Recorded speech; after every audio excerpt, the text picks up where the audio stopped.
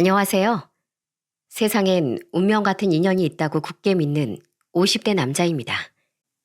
저는 원래 운명이니 인연이니 하는 말은 유치한 감성에 젖은 사람이나 하는 말이라고 생각하던 사람이에요. 그런 제가 인연을 믿게 된 건 40대 중반 시절 우연히 겪게 된 한 가지 일화 때문이죠. 그 일이 제 인생에 얼마나 큰 파장을 불러일으켰는지, 저뿐 아니라 저희 가족에게까지 얼마나 큰 변화를 일으켰는지 들으신다면 아마 모두들 깜짝 놀라실 겁니다. 시간이 아무리 흘러도 마치 어제 일인 듯 생생했던 당시 일과 제게 찾아온 엄청난 인연에 대해 저는 많은 분들께 공유해보고 싶어 이렇게 사연을 보내게 됐어요.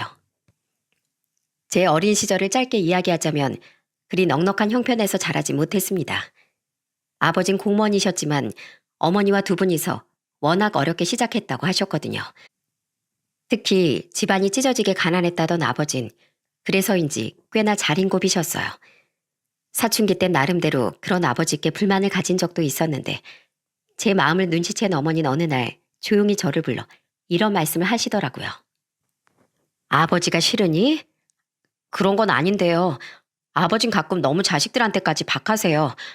물론 그렇게 아껴서 두 분이 저랑 형규, 막내 성이 다 키워주시고 번듯한 아파트까지 장만하신 건 알겠는데 집안 형편이 나아지면 뭐해요. 아직도 휴지 한 칸에 아버지 눈치를 보는데요. 어머니는 충분히 불만을 가질 수 있다며 제 어깨를 토닥여 주셨습니다. 그리고 아버지께도 나름대로 이유가 있노라 말씀하시더라고요. 너희 할머니인 네 아버지 나타가 돌아가시고 할아버지도 네 아버지 13살 때 일찍 돌아가신 거 알지? 너무 일찍 고아가 된 네 아버지를 동네 어른들이 많이 안쓰러워하셨대.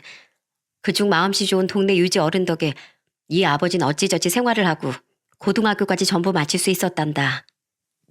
아버지와 동네 오빠 동생 사이였다던 어머닌 서울에 먼저 상경한 아버지가 공무원 시험에 통과하고 얼마 되지 않아 아버지께 청원을 받으셨다더군요. 그렇게 결혼을 하고 몇 해 되지 않아 아버지께 많은 도움을 주셨던 동네 유지 어른이 그만 쫄딱 망한 뒤 병으로 돌아가셨다고 해요. 그때 네 아버지 충격이 무척 컸단다.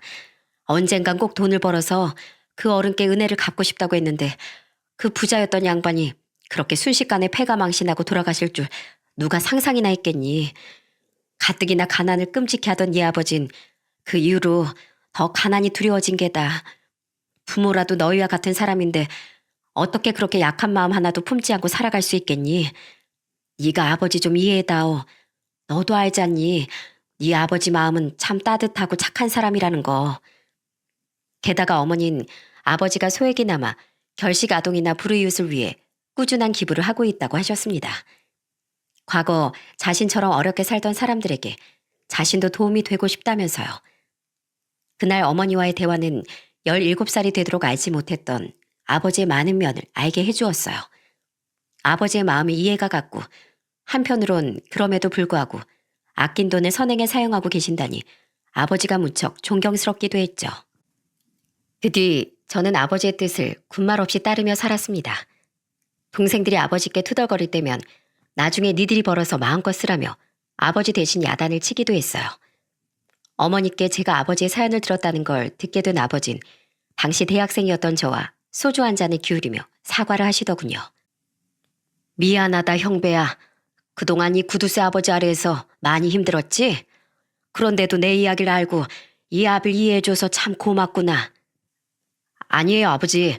저는 돈을 펑펑 쓸 수 있는 부자 아버지보다 아낀 돈을 선한 곳에 쓸 수 있는 제 아버지가 훨씬 좋고 자랑스러워요. 그렇게 말해줘서 고맙다. 우리 아들이 언제 이렇게 컸을꼬.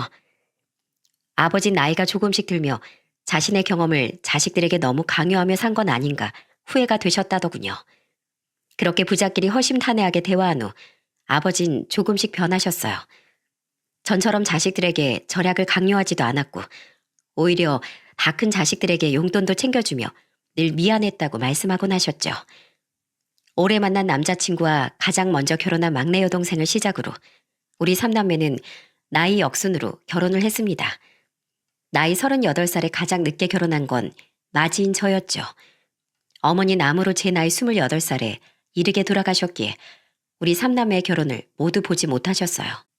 제가 결혼할 땐 이미 공무원에서 은퇴하신 아버진 제 결혼식 전날 어머니 생각을 하며 눈물을 흘리셨습니다. 5 식구가 살던 넓은 집에 당신부터 하나 둘 떠나가더니 내일이면 나만 남겠구려. 자식들 다 결혼시키면 둘이서 화분이나 키우며 오순도순 살자더니 오늘따라 당신이 너무 보고 싶소. 그런 아버지의 등이 유독 작고 왜소해 보여 전 아버지 등을 끌어안고 함께 울었습니다. 초등학교 선생이던 아내는 고맙게도 저희 아버지를 모시고 살자고 말했지만 아버지 완강히 거절하셨습니다. 자식에게 짐이 되는 부모가 되기 싫다면서요. 내가 집이 없냐 돈이 없냐. 나 아직 70도 안 된 쌩쌩한 중년이야. 앞으로 등산 모임도 나가고 취미생활도 즐기면서 혼자 유유자적하게 살 거야. 괜히 나 며느리 시집살이 시키지 마라.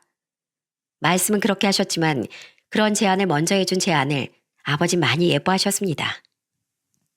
그래도 혼자 남으신 아버지가 걱정이 되어 지방으로 이사가서 살고 있는 동생들과 달리 저와 아내는 아버지 댁 근처에 신혼집을 마련했어요. 그리곤 자주 아버지 댁을 오가며 아버지를 챙겼죠. 녀석들 좀 띄엄띄엄 오라니까. 이거 봐라. 우리 애나가 날 얼마나 자주 봤으면 이 해레비한테만 안겨 있으려고 하잖니.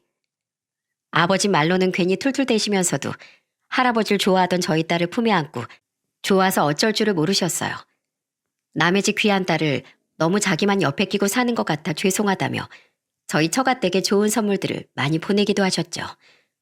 멀리 대구에 사시던 장인 장모님은 우리 딸이 사랑받는 며느리가 된 것 같아 참 좋다고 늘 저에게 말씀하셨습니다. 다니던 회사에서도 착착 순서대로 진급을 하고 있으니 큰 걱정 없는 나날들이 이어졌어요. 그러다 나이 47살의 어느 날 제 인생을 송두리째 바꿔놓은 바로 그 사건이 일어났습니다. 친한 친구의 늦둥이 동생 결혼식에 초대받아 고속버스를 타고 원주에 다녀왔던 어느 날 말이죠. 내 지갑 어디 갔지? 아까 분명 외투 안주머니에 넣어놨는데. 서울로 돌아온 전 집에 도착해서야 지갑이 없어졌다는 사실을 알게 됐습니다. 터미널까지 저를 데리러 왔던 아내 차도 뒤져봤지만 지갑은 나오지 않았어요.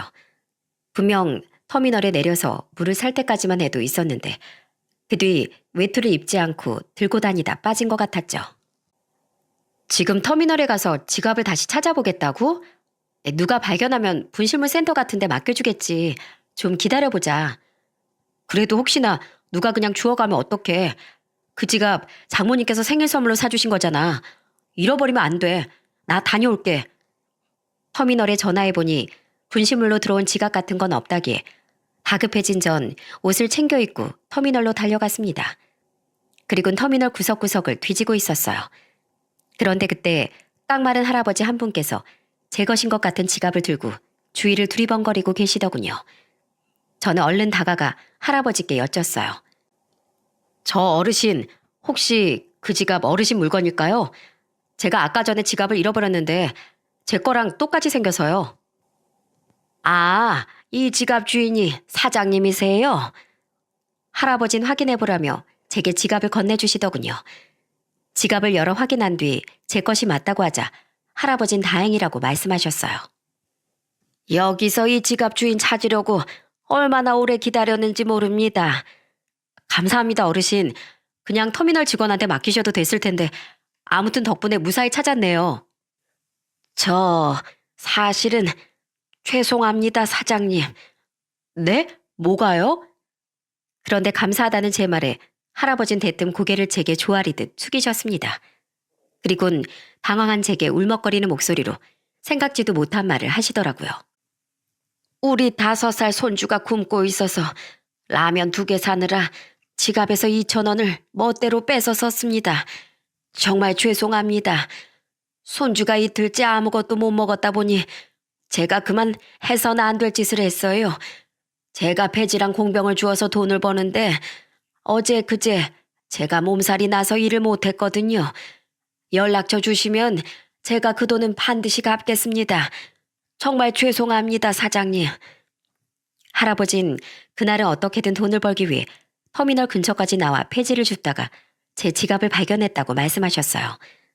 그런데 유독 눈에 보이는 폐지가 없어 허탕을 치고 들어갈까 두렵던 차에 제 지갑 속 돈을 보고 유혹을 이기지 못했다고 했죠. 할아버지의 손엔 정말로 라면 2개가 덩그러니 들려있더라고요. 사정이 얼마나 힘들었으면 그러셨을까 싶어 마음이 아프더군요.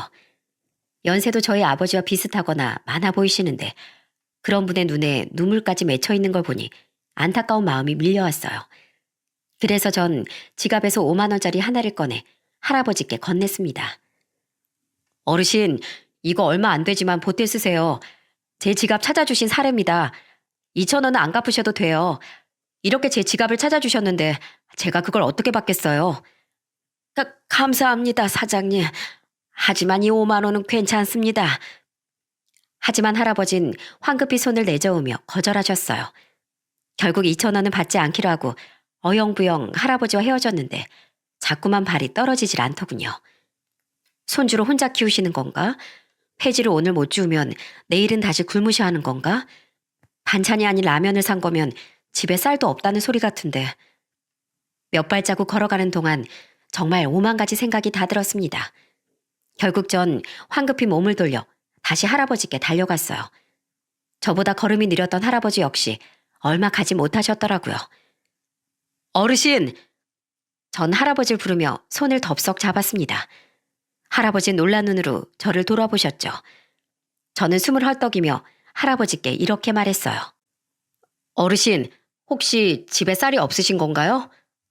예, 며칠 전에 떨어져서요. 그러면 어르신 댁이 혹시 어디실까요? 저랑 같이 가실까요? 예, 저희 집을요. 제가 감사의 보답으로 쌀을 좀 사드리고 싶어서 그래요. 돈은 안 받으신다니까 그렇게라도 보답을 하고 싶어요. 아닙니다. 안 그러셔도 되는데요. 그러지 말고 받아주세요. 어린 손주가 먹기엔 밀가루보단 쌀이 낫지 않겠습니까? 쌀 무거우니까 마트에서 같이 사서 제가 직접 댁까지 가져다 드릴게요. 저는 끝까지 할아버지가 거절할까 싶어 할아버지 손을 잡고 재빨리 제 차가 있는 곳으로 향했습니다. 할아버진 몇 장의 폐지가 올려진 철제 운반수레 끌고 당황한 표정으로 절 따라오셨죠. 그렇게 저는 마트에서 쌀을 산 후 할아버지 댁으로 갔습니다. 할아버지 댁은 차가 들어갈 수 없을 만큼 좁은 골목에 위치해 있더군요. 게다가 경사까지 가파른 언덕에 있어 그동안은 이 연로한 어르신이 어떻게 쌀을 사다 날랐나 싶더라고요. 언덕 골목골목을 지나 도착한 할아버지 댁은 굉장히 낡은 빌라에서도 지하층에 속해 있었어요. 그리고 할아버지를 따라 집에 들어간 전 그만 경악을 하고 말았습니다. 들어오세요. 쌀은 여기에 놓으시면 됩니다. 정말 감사합니다, 사장님. 할아버지 오셨어요? 고작 한 칸짜리 낡은 그 집엔 심지어 창문도 나 있지 않더군요. 방벽과 천장엔 곰팡이가 가득했죠. 게다가 그 방에 있던 사람은 삐쩍 마르다 못해 거의 뼈밖에 남아있지 않던 할아버지 손주가 끝이 아니었어요. 방 한쪽 구석엔 저보다 조금 어려 보이는 남자 한 명이 할아버지의 손주와 마찬가지로 앙상하게 마른 채 누워있더라고요. 사람이 왔는데도 고개를 들어보지도 않은 걸 보니 어디가 많이 아픈 사람 같았습니다.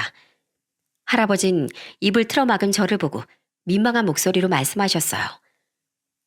여긴 아까 말씀드린 제 손주고 저기 누워있는 사람은 우리 손주 애빈 제 둘째 아들입니다.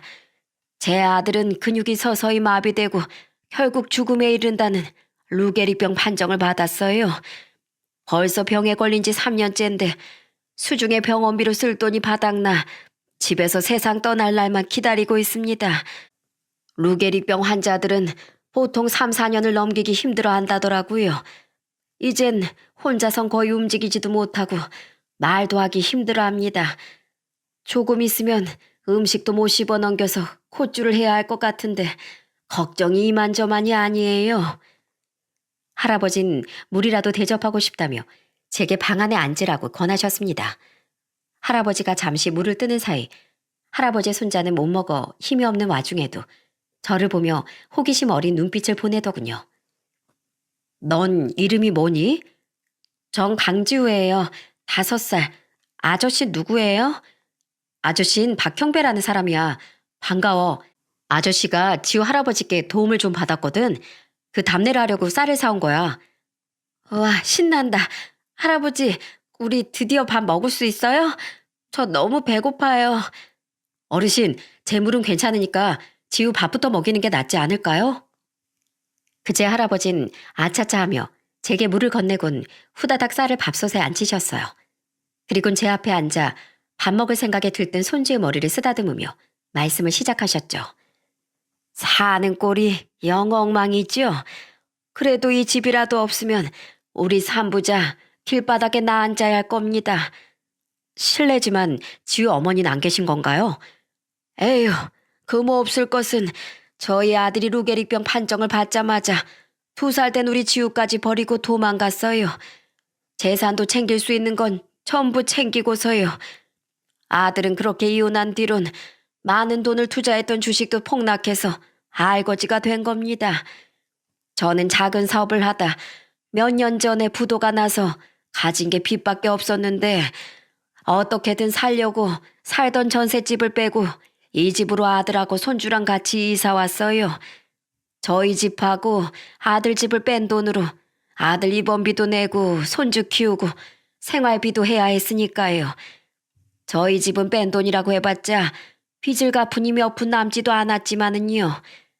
버는 사람이 파지 죽고 공병 줍는 이 늙은이밖에 없으니 결국 가진 돈도 전부 바닥나고 아들도 퇴원시키고 지금은 하루 벌어 하루 간신히 쓰고 월세만 내는 파리 목숨을 이어가고 있습니다.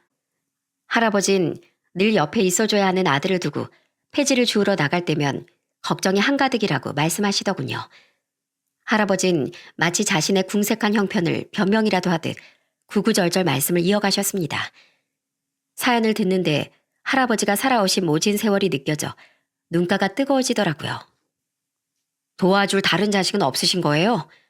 예, 아내도 일찍 가고 저놈 위로 있던 큰아들도 12살 이른 나이로 일찍 보냈거든요. 제 팔자가 참 박복하지 않습니까? 어떻게 저만 빼고 다른 가족들을 줄줄이 하늘로 일찍 보낼 수가 있단 말입니까? 그나마 남은 작은 놈이라도 행복하게 살길 바랬었는데 지금 저런 꼴로 죽을 날만 기다리고 있으니 에휴, 제 심정이 참 암담합니다. 저까지 아프면 우리 손주만 혼자 세상에 남겨둬야 하는데 그것도 너무 걱정이고요. 주름진 손등으로 눈물을 쓱쓱 훔친 할아버진 오늘 처음 만난 사람에게 별 이야기를 다 한다며 민망한 듯 웃어 보이셨습니다. 저는 할아버지 등 뒤에 누워있던 할아버지 아드님의 눈에 눈물이 흐르는 것을 보고 말았죠. 제 시선을 눈치챈 할아버진 몸을 돌려 아들의 눈가에 흐르는 눈물을 닦아주셨어요. 이 병이 정말 무서운 게 몸은 산송장처럼 굳어가는데 속에 있는 의식은 또렷하다고 하더군요. 우리 아들 제 말 손주 말 다 알아듣고 저한테도 많이 미안해하고 있습니다. 아직 마흔 하나밖에 안 된 것이 얼마나 괴로울까요? 물기 섞인 할아버지 말씀에 참고 있던 눈물이 터질 것 같더라고요. 그래서 전 분위기를 돌려보려 지우에게 말을 걸었습니다. 우리 지우는 나중에 꿈이 뭐야? 우리 아빠가 더 이상 안 아프고 할아버지가 늙지 않는 거예요. 그게 지우 꿈이야? 네, 아빠가 계속 아파서 돌아가시고 할아버지도 늙어서 돌아가시면 전 혼자 남으니까요. 지우의 말에 결국 왈칵 눈물을 터뜨리고 말았어요. 고작 5살 된 어린애가 세상에 혼자 남겨질 걸 두려워하고 있다는 사실이 가슴을 저리게 만들더라고요. 그때 결심했습니다. 나이가 드신 지금까지 기부와 후원을 이어오던 아버지를 본받아 그날부터 제가 할아버지 가족을 도와드리겠다고요. 어르신만 괜찮으시면 제가 어르신 가족분들을 좀 후원해드리고 싶습니다. 예? 아니 이렇게 쌀을 싸주신 것도 감사한데 후원이라니요. 네, 저희 아버지께서 그러셨어요. 사람 사정은 언제 어떻게 어려워질지 모르는 일이니까 나중에 제가 도움을 받고 싶으면 제가 먼저 어려운 이웃을 돕는데 돈을 아끼지 말라고요. 어르신, 우선 어린 손주랑 아픈 아드님은 굶기지 마셔야죠. 제가 도와드릴 테니까 우리 같이 힘내요. 할아버진 제 손을 잡고 고맙다며 펑펑 우셨습니다. 누워있던 할아버지 아드님도 고마운 마음을 전하고 싶은 듯 소리 없이 천천히 입을 뻐끔거리셨죠. 그날 집으로 돌아간 전 아내에게도 그날 만난 할아버지와의 이야기를 전했어요. 그들을 후원하고 싶다는 제 말을 들은 아내는 기특한 생각을 했다며 저를 칭찬해 주더라고요. 사람 인연이라는 게 참 신기해. 터미널에 떨어뜨린 당신 지갑으로 마침 도움이 필요했던 어르신을 만나게 되다니 말이야. 그 뒤 전 할아버지께 많진 않지만 생활비를 보태드리고 쌀과 음식을 사다 나르고 지우의 옷까지도 사다 줬어요. 아내도 직접 반찬을 만들어 몇 번이나 저와 함께 할아버지 댁에 방문하곤 했죠. 그렇게 할아버지를 알고 후원한 지 2달째 되던 어느 날이었습니다. 그날은 하루 날을 잡고 집안의 곰팡이를 전부 닦아낸 날이었어요. 가뜩이나 환기도 안 되는데 집안에 이런 게 있으면 가족분들 호흡기에 정말 안 좋아요. 아유, 그래도 이렇게 다 닦아내니까 속이 좀 시원하네요. 고맙네, 형배군. 내가 자네한테 받은 이 은혜 보답할 시간이 많이 남아있을지나 모르겠어. 어느덧 제게 말을 편하게 하시던 할아버진 제가 사온 과일을 씻어 내어주며 고맙다고 말씀하셨어요. 지우는 자기 아빠 옆에 누워 낮잠을 자고 있었죠. 그렇게 할아버지와 나란히 앉아 사소한 잡담을 하던 전 그날 아주 놀라운 사실을 알게 되었어요. 이렇게 자식을 훌륭하게 키운 자네 부모님은 어떤 분인지 궁금하구먼. 저희 부모님이요? 좋은 분들이세요. 비록 어머닌 제가 20대 때 일찍 돌아가셨지만요. 그래, 그럼 부친께서는 연세가 어떻게 되시나? 75이세요. 나랑 동갑이시구먼. 그래, 고향은 어디시고? 자넨 원래 서울 사람인가? 전 서울에서 태어났는데요. 부모님은 충청도 논산 분들이세요. 그래, 나도 고향이 논산인데 혹시 중고등학교는 어디 나오셨는지 아나? 학교까진 잘 모르겠는데 논산에서 나오신 거 맞아요. 성인 되고 나서 서울로 상경하셨다고 했거든요. 그럼 혹시 자네 부모님 성함이 어머닌 임향자 옥자 되시고 아버진 박장자 식자 되십니다. 박장식이? 장식이가 자네 부친이라고? 놀랍게도 할아버진 저희 아버지의 고향 친구분이셨던 거예요. 그것도 꽤나 절친한 사이셨다며 같은 동네에서 자랐던 저희 어머니도 아신다고 했죠. 할아버진 제게 이것저것 물어보셨습니다. 그래, 그래. 이렇게 찬찬히 뜯어보니까 확실히 재수 씨랑 자네 부친 얼굴이 보이는구먼. 세상에 이렇게 신기할 때가 자네가 바로 장식이 아들이었다니. 근데 자네 모친은 왜 돌아가셨나? 재수 씨도 참 좋은 사람이었는데 자네 부친은 끝까지 공무원 생활을 하다 퇴직하신 겐가? 지금은 건강하시고 아픈 데는 없고. 할아버진 들뜬 어린아이 같은 표정이셨어요. 할아버지의 표정만 봐도 고향인 논산과 어린 시절 아버지와의 추억을 떠올리고 계신다는 걸 알 수 있었죠. 저 또한 두 분의 인연이 너무 신기해 그날 집으로 돌아오는 길에 아버지께 전화를 걸어 물었습니다. 아버지, 제가 얼마 전부터 후원해드리고 있었던 어르신 얘기 기억하세요? 그럼 기억하고 말고. 근데 그 어르신 고향이 논산이시래요. 성함은 강봉자 안자 되시고요. 아버지를 아신다던데 아버지 고향 친구분이 맞으세요? 뭐? 아니, 그 영감이 강봉안이라고? 확실하냐? 예, 아시는 거 보니까 정말 두 분이 친구가 맞으신가 보네요. 와, 살다 보니까 이렇게 신기한 일이 다 있네요. 혹시 내일 시간 되세요, 아버지? 두 분께 다시 한번 자리를 마련해드리고 싶은데. 그럼 당연히 되다 마다. 아니다, 그럴 것 없다. 내 지금 당장 봉안이 그 친구를 만나야겠어. 너 그 집에서 돌아오는 길이라고 했지? 나 좀 데리고 그 집 좀 다시 가자. 정말 절친한 사이셨는지 아버진 다음 날까지 기다리지도 못하고 곧장 할아버지를 봐야겠다고 말씀하시더군요. 할아버지께 전화로 말씀드렸더니 잠시 망설이긴 했지만 할아버지 또한 저희 아버지를 보고 싶다고 하셨습니다. 그렇게 전 곧장 아버지를 모시고 다시 할아버지 댁으로 향했죠. 그리고 집안에서 조우한 두 분은 서로를 얼싸안고 냅다 울음부터 터뜨리셨습니다. 장씨가 이게 얼마만이냐. 이 사람 아직 정정하구먼. 봉안이 이 친구야. 내가 자네를 얼마나 찾았는 줄 아나? 그렇게 소리 소문 없이 사라지더니 지금 사는 꼴이 이게 뭐야? 내 자네가 이렇게 어렵게 사는 줄 알았으면 진즉 도왔을 거 아니야? 특히 할아버지 집으로 올라오는 내내 험한 지형을 보고 안타까운 표정을 짓던 아버진 꼭 껴안은 할아버지의 등을 마구 두드리며 서운하다는 투로 말씀하셨어요. 겨우 진정한 두 분은 서로 손을 꼭 마주 잡고 밀린 세월에 대한 이야기를 시작하셨습니다. 그리고 그때 전 할아버지가 저희 아버지께 얼마나 각별한 친구였는지 알게 됐죠. 자네 사는 내용은 우리 형배한테 들었네. 그게 자네 이야기인 줄은 꿈에도 모르고 난 그냥 안타까워만 했어. 우리가 마지막으로 만난 게 벌써 46년이나 됐구먼.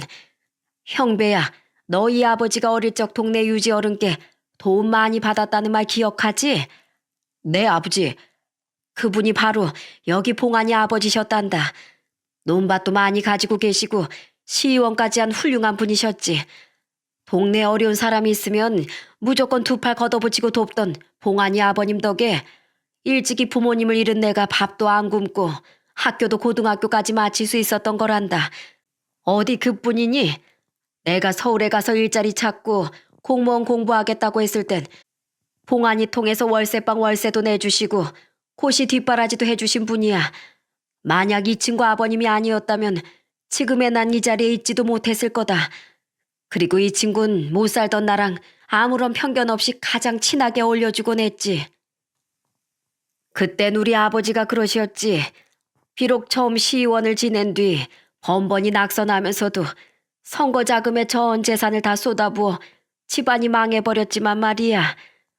그래, 그때가 내가 결혼한 지 얼마 안 됐을 때였어. 그리고 이듬해 또 그 이듬해 줄줄이 충격을 받은 자네 부모님이 돌아가시면서 내가 얼마나 낙담을 했는지 기억나나? 모르는 사람들은 그 집 자식이 자네가 아니라 나인 줄 알았을 정도였어. 놀랍게도 아버지를 도와주고 갑자기 망해버렸다던 유지 어른이 바로 할아버지 아버지셨다더군요. 더더욱 놀라움의 연속이었죠. 나이 28에 어머니에 이어 아버지까지 잃은 할아버진 사업을 하겠다며 1년 뒤 말레이시아로 떠났다고 했어요. 그땐 국제전화가 비싸서 자주 전화를 할 수도 없었어.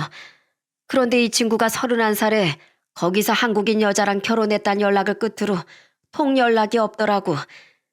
나도 바빠서 잠시 잊고 살다가 생각나서 전화해보니까 연결도 되지 않고 그 뒤로 혹시 한국에 들어왔나 수소문해봐도 아무도 아는 사람이 없다고 하니 참으로 답답했었지. 내가 자네 찾으려고 동창들만 만나면 얼마나 자네 소식을 물어봤나 몰라. 대체 한국엔 언제 들어온 거야? 재수 씨랑 큰아들도 일찍 잃었다며? 어떻게 살았는지 자세하게 말 좀 해봐 이 사람아. 왜 나한텐 한국에 있으면서도 연락을 안 한 거야? 별거 없네. 자네 아들한테 들은 게 다야. 말레이시아에서 아내를 만나고 이사를 한번 갔는데 그 뒤론 사느라 정신이 없어서 연락할 생각을 못했어. 그때 연락처가 바뀌어서 자네도 나랑 연락이 안 됐던 거고. 그런데 결혼한 지 고작 10년 만에 아내가 병으로 가버리고 사업까지 망하니 사람이 정신을 아주 못 차리겠더구만. 그래서 아내 죽고 3년 뒤에 한국으로 들어왔는데 그때 우리 큰아들이 교통사고로 세상을 떠나버렸어. 아내가 죽은 것도 큰애가 죽은 것도 전부 다 내 탓인 것만 같아. 하늘이 무너진 것 같았지. 게다가 집도 사업도 전부 망해버렸으니 이런 망가진 꼴로 날 아는 사람들 앞에 절대 나타나고 싶지 않았네. 그래서 고향에도 가지 않고 자네에게도 연락하지 않았던 거야. 그 뒤로 겨우 돈을 모아서 다시 작은 사업을 시작했는데 그것마저 사길당해 빚더미에 안고 말았다가 지금에 이른 거라네. 이 친구야, 마음이 힘들수록 날 더 찾았어야지. 우리 사이가 고작 그것밖에 안 됐나? 자존심도 중요하지만 사람이 우선 살아야 될 거 아닌가. 그 건강하던 친구가 온몸에 뼈밖에 없구먼. 이 바보 같은 사람아. 사연을 전부 들은 아버진 오열을 하며 할아버지의 어깨를 어루만지셨습니다. 그리고 멀뚱멀뚱 자신을 보고 있던 지우도 한 번 껴안고 누워서 눈물을 흘리고 있던 할아버지 아드님 손까지 한 번 꽉 잡아보셨죠. 할아버진 그런 아버지를 보며 힘없이 말씀하셨어요. 그래도 우연이라는 게 참 대단하구먼. 내가 자네 아들 지갑을 주어 2,000원을 꺼내지 않았더라면 자네 아들이 내 이런 사정을 어떻게 알고 도왔겠나. 애초에 형배군이 지갑을 잃어버리지 않았다면 난 죽을 때까지 자네와 만나지 못했을 거야. 이 나이가 돼서 잘 살고 있는 모습을 보니 참 좋네. 난 그거면 됐어. 이렇게 난 자네를 본 것만으로도 더는 원이 없네. 아버지 눈물을 손바닥으로 눌러 닦으셨습니다. 그리고는 집안을 쓱 둘러보더니 단호한 목소리로 이렇게 말하셨죠. 자네 이사갈 준비하게. 뭐? 아니 갑자기 그게 무슨 소리야? 내 평생 자네 부친께 입은 은혜를 갚지 못한 게 가슴에 한으로 남았었어. 그걸 이제야 자네에게 갚을 수 있을 것 같네. 난 퇴직하고 자식들 셋 다 공부시키고 결혼시키느라 가진 돈이 많이 없지만 그래도 자네랑 자네 식구들 정도는 충분히 책임질 수 있어. 이런 집에 살다간 멀쩡한 사람도 골병 들어서 죽어나갈 게야. 내가 집부터 알아볼 테니 창문 있는 집으로 이사부터 가세. 아닐세 아니야. 지금 내가 자네 아들에게 지고 있는 빚만 해도 마음이 늘 무거웠네. 그런데 어떻게 그런 큰 도움을 받는단 말이야. 난 이러려고 자네 만난 게 아니야. 자존심 챙기지 말게. 삐쩍 마른 자네 손주 안 보이나? 안 그래도 아픈 자네 아들을 더 고통스럽게 만들 참이야. 난 자네 부친 덕에 사람 같은 인생을 살고 있는 사람일세. 아버님 덕분에 밥도 안 굶고 학교도 다니고 이렇게 공무원까지 됐어. 그러니 내가 자네에게 해줄 수 있는 건 자네 아버님이 나한테 해주신 일에 비하면 아무것도 아니야. 내 말 듣게나. 알았나? 하루를 살아도 사람답게 살아야지 봉안이 이 친구야.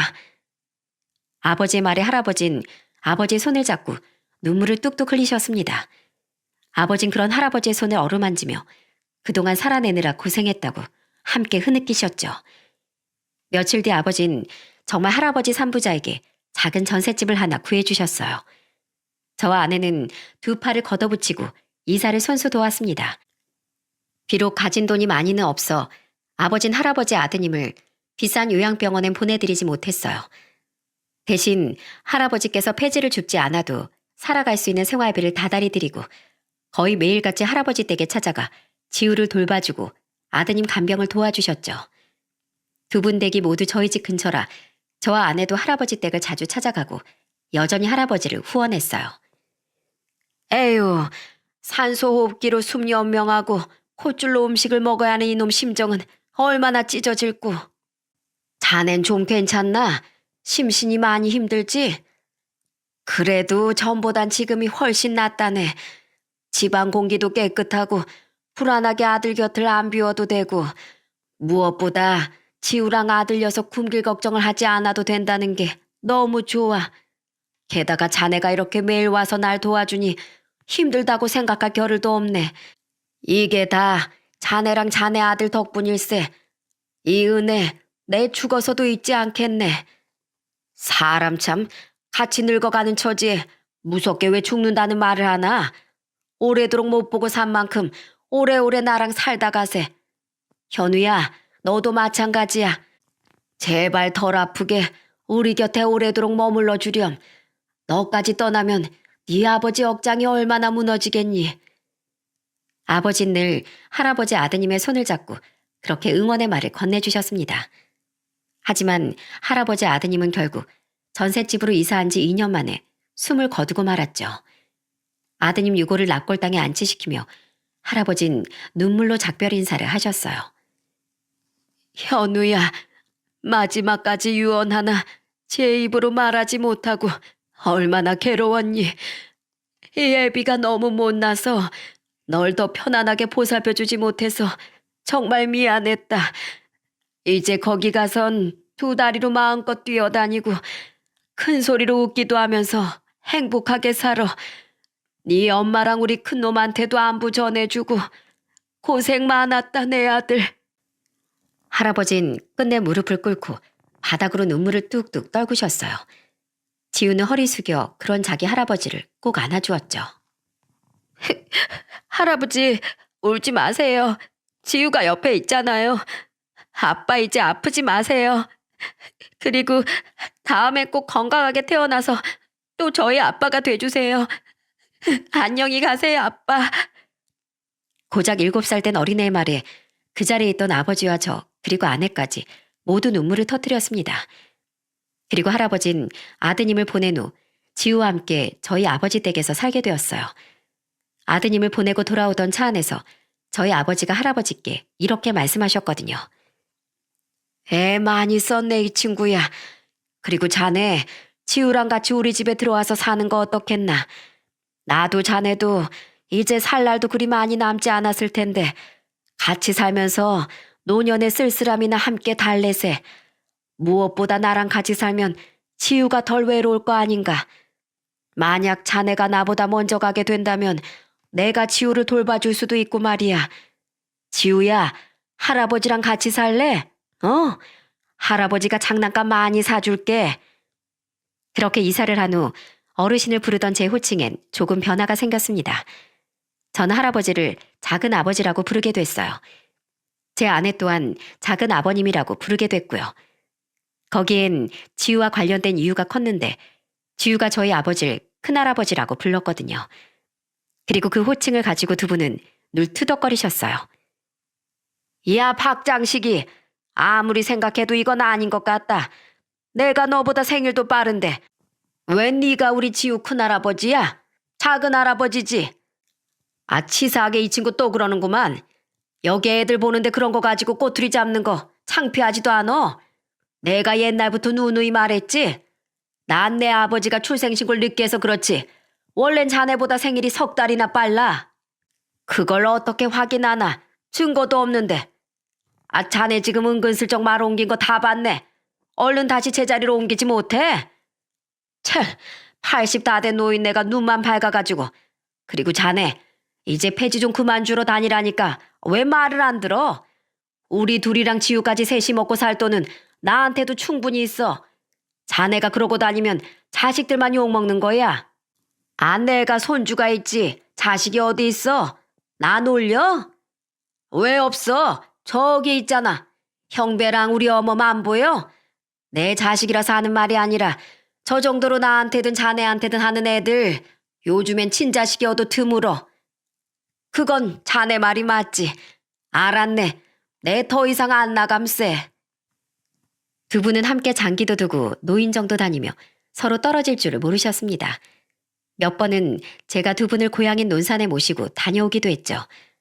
또 두 분은 집안에서 함께 화분도 많이 기르셨는데 가끔 토마토나 딸기도 직접 키워 저희에게 선물해 주기도 하셨어요. 저와 아내는 지우보다 3살 많던 딸도 자주 그 집에 데리고 갔고 가끔 두 분이 놀러 가셨을 땐 지우를 저희 집에 데려와 재우기도 했습니다. 그랬더니 외동이던 두 아인 마치 남매처럼 서로 잘 어울리더라고요. 물론 가끔은 진짜 친남매처럼 싸우기도 하면서 말이죠. 야, 강지우, 너 또 내 일기장 표지에 낙서했지? 메롱 메롱. 그러게 누가 그런 못생긴 고양이 그려진 일기장 가지고 다니래? 너 잡히면 죽어. 특히 평생 아픈 아빠와 힘들어하는 할아버지를 보며 우울하게 살아왔던 지우는 누나에게 장난치는 일이 너무 즐거웠나 보더라고요. 저희 딸의 솜방망이에 두드려 맞으면서도 늘 저희만 보면 저희 딸부터 찾았거든요. 아저씨, 예나 누나랑 같이 안 왔어요? 예나 누나 보고 싶은데. 오늘은 아저씨가 바빠서 누나를 못 데리고 왔어. 지우는 예나 누나가 그렇게 좋아? 친구들보다? 친구들도 좋은데요. 누나는 제 가족이잖아요. 세상에서 가족은 가장 소중한 존재라고 학교 선생님이 그러셨어요. 비록 저와 아내를 아저씨와 아줌마라고 부르긴 했지만 지우에게 우린 모두 가족이라고 느껴진 모양이더군요. 그런 지우의 마음이 너무 고마워 지우의 머리를 쓰다듬어 주었죠. 아버지와 작은 아버지가 함께 사시다 보니 제 두 동생의 가족 또한 작은 아버지와 지우를 당연히 만나게 됐습니다. 아버진 두 동생에게 작은 아버지를 자신의 은인이라고 소개하셨어요. 그동안 얼굴은 못 뵀어도 형이랑 아버지께 말씀 많이 들었습니다. 늦었지만 예전에 저희 아버지를 도와주셔서 정말 감사드립니다. 내가 도왔나? 내 아버지께서 도우셨지. 오히려 지금 매일같이 은혜를 입고 있는 건 나을세. 가족들만 모여야 할 명절에 괜히 나랑 우리 손주가 끼어 있어서 폐가 되는 건 아닌지 모르겠네. 에이, 무슨 그런 말씀을 하세요. 지금 저희 아버지랑 사시면 당연히 저희랑도 가족이나 마찬가지죠. 동생들과 재수 씨, 매제, 그리고 조카들 모두 작은아버지와 지우를 거부감 없이 환영해 줬습니다. 그렇게 행복한 노년을 지내다 작은아버진 아버지와 함께 산 지 5년 뒤 82세의 나이로 집에서 편안히 숨을 거두셨어요. 마치 잠에 빠진 것처럼 평온한 미소를 띠고 말이죠. 작은아버지 장례를 치르며 저는 며칠 전 작은아버지께서 제게 하신 말을 떠올렸습니다. 요새 자꾸 몸의 기운이 빠지는 것 같아 살 날이 얼마 남지 않다는 게 느껴지네. 왜 그런 말씀을 하세요, 작은아버지. 저희 아버지랑 오래오래 지우 다 크는 것도 보고 가셔야죠. 그건 너무 욕심 아니겠나. 형배야, 돌이켜보면 내 아버지가 망하신 후로 내 인생은 하루도 편할 날이 없었던 것 같아. 그런데 7년 전 널 만나고 내 인생이 변했어. 너랑 네 아버지를 만난 덕에 우리 둘째도 조금은 편안하게 보내줄 수 있었고 우리 지울 마음 놓고 맡길 사람이 있어 내가 편하게 죽은 가족들 곁으로 갈 수 있을 것 같다. 형배야, 네 아버지 나처럼 많이 연로한 사람이다. 그러니 너무 많은 빚을 진 너에게 마지막으로 내 염치 없는 부탁 하나만 더 해도 되겠니? 무슨 부탁이요?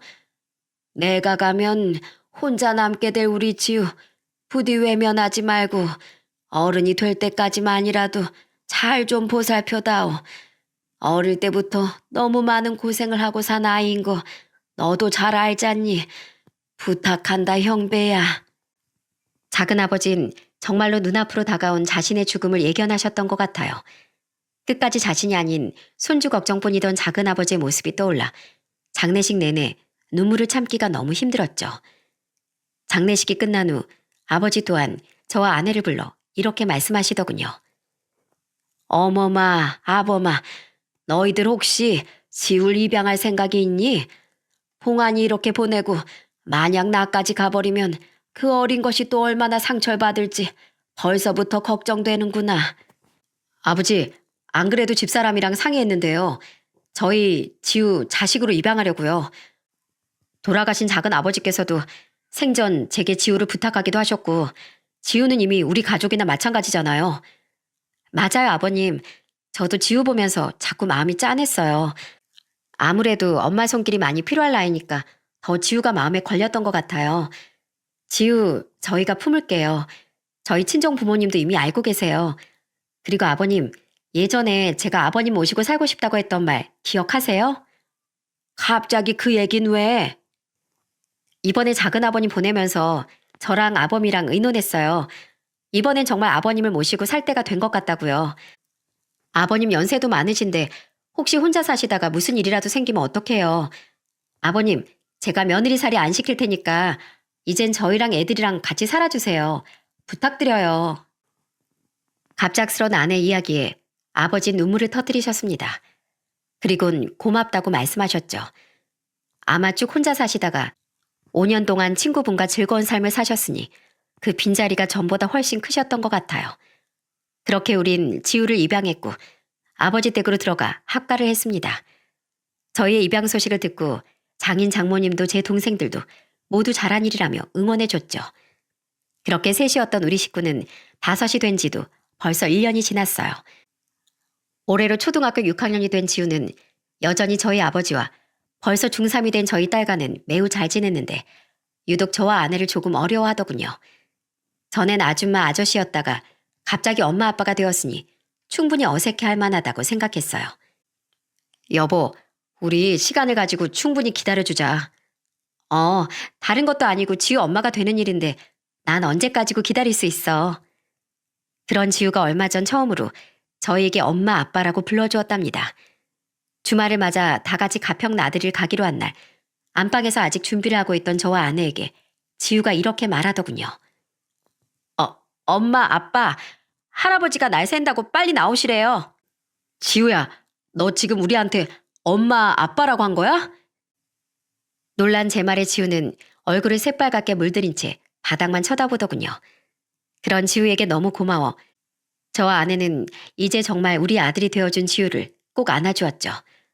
끊임없이 고맙다, 고마워하며 눈물까지 흘리다 결국 밖에서 기다리던 저희 아버지께 안 나오냐 하는 호통을 듣기도 했다니까요. 아내와 제가 요즘 바라는 건 두 가지입니다.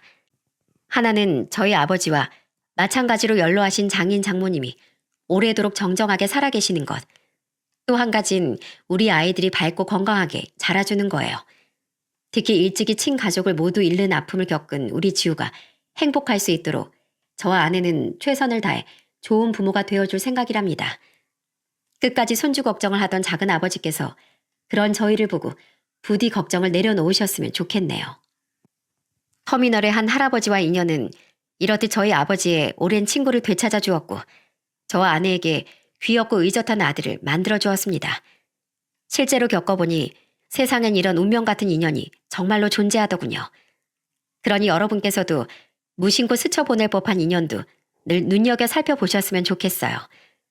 그 짧은 인연이 언젠가 여러분의 삶을 뒤바꿔 놓을 하늘의 선물일 수도 있으니까요. 날이 많이 따뜻해져 슬슬 봄꽃이 피어나고 있습니다. 지나간 시간은 두 번 다시 돌아오지 않으니 이렇게 좋은 날씨에 가족들과 나들이라도 한번 다녀오시면 어떨까 싶네요. 여러분의 가정에 늘 평안함이 깃들길 빌며 이만 사연을 마치겠습니다. 감사합니다.